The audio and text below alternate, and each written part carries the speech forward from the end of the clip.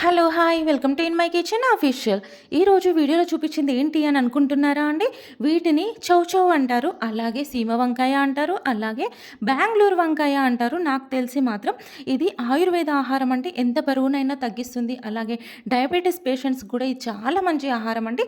Actually మన bad luck ఏంటంటే ఇది చాలామంది నెగెటివ్ చేస్తారు. ఇది ఎలా ఉంటుందో మనకెందుకు అని చెప్పేసి వదిలేస్తారు. కానీ అలా చేయకండి. ఇవి కనిపిస్తే కంపల్సరీ తీసుకొచ్చుకోండి. వంట చేసేసుకోండి. చాలా హెల్త్‌కి మంచిది. వీటిని పైన పొట్టు కూడా మనము సోరకాయ గీకినట్టుగా గీకేసేసి కూడా వండుకోవచ్చు.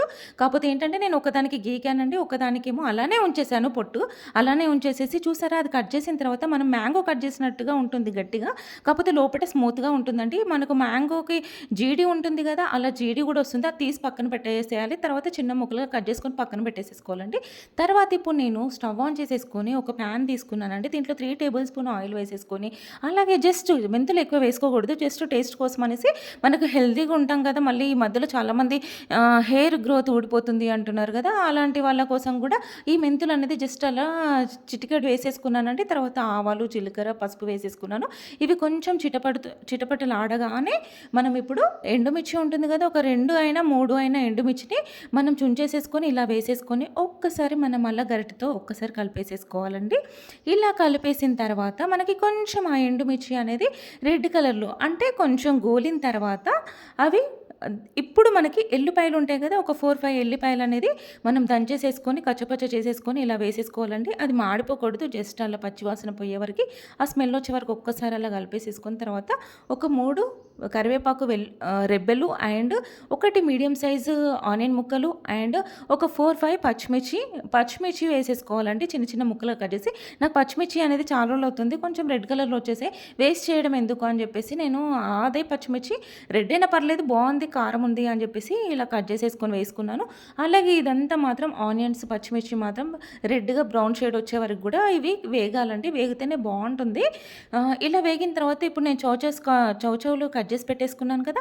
ఈ కట్ చేసి పెట్టుకున్న చౌచౌ ముక్కల్ని కూడా మీకు వీలైనంత మీకు తొందరగా కావాలంటే ఇది కుక్కర్‌లో కూడా వేసేసుకుంటే 2 మినిట్స్‌లో అయిపోతదండి. ఒక 5, 10 మినిట్స్‌లో అయిపోతుంది కుక్కర్‌లో వేసుకుంటే. నాకేంటంటే టేస్ట్ బా రావాలనేసి నేను ఇట్లా డైరెక్ట్ ఇలా ప్యాన్‌లో వేసేసుకొని కొంచెం ముక్కలన్నీ అలా వేసుకొని ఒకసారి కలిపేసేసి మూత పెట్టేసి జస్ట్ ఒక 5 మినిట్స్ అలా వదిలేసానండి.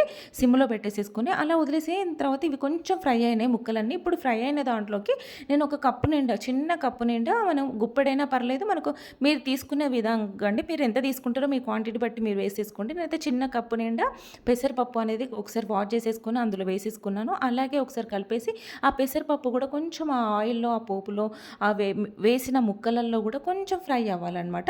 అలా కొంచెం ఫ్రై అయ్యే వరకు కొంచెం ఒకసారి కలిపేసేసుకోవాలి. ఎందుకంటే ఇదంతా మీడియం ఫ్లేమ్‌లో పెట్టేసేసుకొని చేసుకోవాలండి కన్ఫర్మ్‌గా.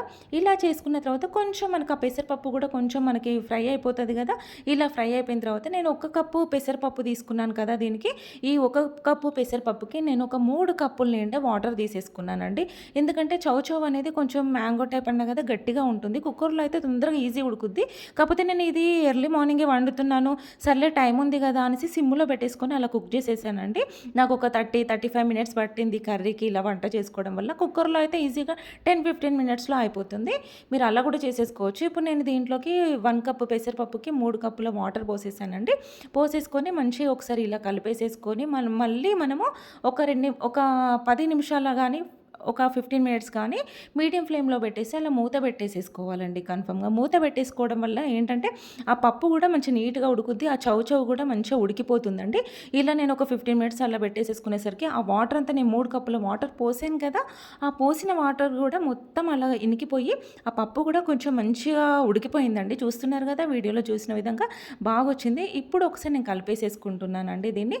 ఇప్పుడు కలిపేసేసుకున్న తర్వాత మనకేమన్నా ఇంకొంచెం మీకు గ్రేవీ టైప్ కావాలి బావుండాలి మేము కొంచెం పలచగా తింటాము అంటే ఇంకొంచెం వాటర్ కూడా యాడ్ చేసేసుకోవచ్చు. కానీ ఇప్పుడు నేను మాత్రం దీంట్లోకి ఇన్‌స్టాల్‌మెంట్‌లో వేసినంతగా కారప్పొడి వేశానండి. ఎందుకు అనంటే అంటే చాలా తక్కువగా కారప్పొడి వేసేసుకున్నాను. ఎందుకంటే 3 ఎండుమిర్చి అండ్ 5, 6 అలా పచ్చిమిర్చి వేసేసుకున్నాను. ఆ కారం సరిపోతుంది కానీ ఏంటంటే నాకు కొంచెం కలరింగ్ వస్తది కదా! అని చెప్పేసేసి జస్ట్ అలా వేసేసాను. మీకు కారం పచ్చిమిర్చి, ఎండుమిర్చితో సరిపోతుందనుకుంటే కారం వేయాల్సిన అవసరం లేదండి. నేను జస్ట్ చెప్పాను కదా! జస్ట్ పావు వంతు కారప్పొడి మాత్రమే వేసాను. అలాగే హాఫ్ టేబుల్ స్పూన్ సాల్ట్ వేసేసుకున్నానండి. వేసేసుకొని మరొకసారి ఇలా కలిపేసేసుకొని మూత పెట్టేసేసుకోవాలండి. మూత పెట్టేసుకోవడం వల్ల ఈ ఉప్పు కారం అనేది ఆ ముక్కలకు పట్టేసి ఇంకొంచెం వాటర్ అనేది ఇలా పైకి వచ్చేస్తుందండి. అంతే. మీకు కావాలి అంటే కొంచెం వాటర్ వేసేసుకొని కూడా మూత పెట్టేసుకోవచ్చు పలుచగా తినేవాళ్ళు. నాకైతే చూస్తున్నారు కదా, ఇలా మూత పెట్టేసుకొని ఒక 5 మినిట్స్ వదిలిపెట్టేసిన తర్వాత ఇలా వాటర్గా పైకి మొత్తం వచ్చాయండి. ఇప్పుడు నేను దీనిపైనకి కొత్తిమీర వేసేసుకొని ఒక్కసారి కలిపేసేసుకోవాలండి. అంతే, మనకు చౌ చౌ కర్రీ సూపర్ అంటే సూపర్గా రెడీ అయిపోయింది. చాలా హెల్తీ ఫుడ్ అండి. వెయిట్ లాస్ వాళ్ళకైతే 2 చపాతీలు వేసుకొని తిన్నా కానీ, రైస్లోకి తిన్నా కానీ చాలా బాగుంటుంది. మీరు కంపల్సరీ వీడియో అందరూ చూడండి. అలాగే సబ్స్క్రైబ్ చేసుకోండి, లైక్ చేయండి, షేర్ చేయండి. ప్లీజ్ నాకు సపోర్ట్ చేయండి ప్లీజ్.